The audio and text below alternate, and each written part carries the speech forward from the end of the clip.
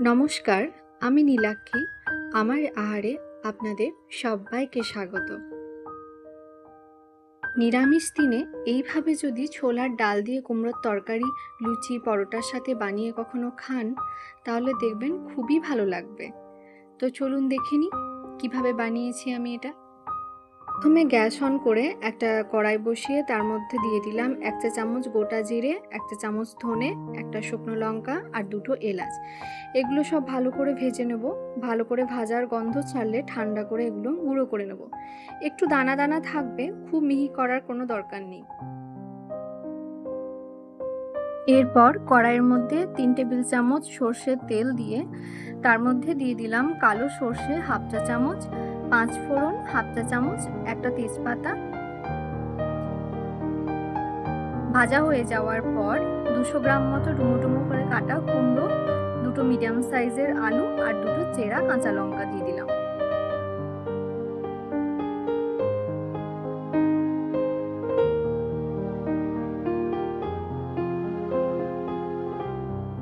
কিছুক্ষণ নাড়ার পর অ্যাড করে দিলাম স্বাদ অনুযায়ী লবণ, 1 চা চামচ হলুদ গুঁড়ো, হাফ চা চামচ চিনি আর একটা টমেটো।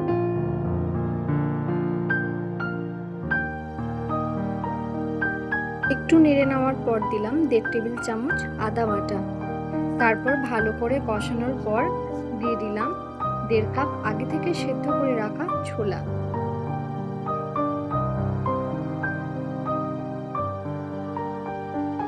এবার ভালো করে কষানোর পর দিয়ে দিলাম সেই ভাজা মশলাটা।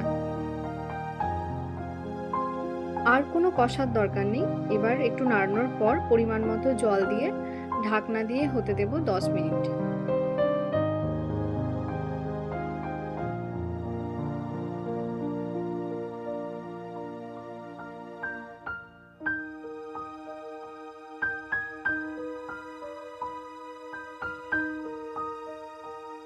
10 মিনিট হয়ে গেছে আর সেদ্ধ হয়ে এসেছে খুব সুন্দর। এবার নামিয়ে নিলেই রেডি।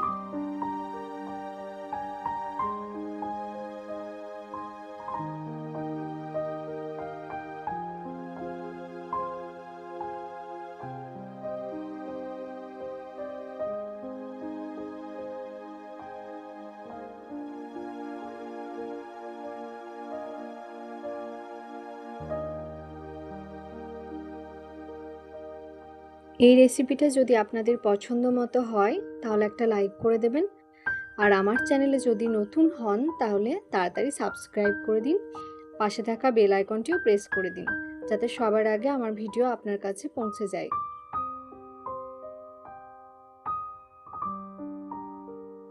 আজ তাহলে এতটুকুই। দেখা হচ্ছে আবার পরের একটা রেসিপি নিয়ে।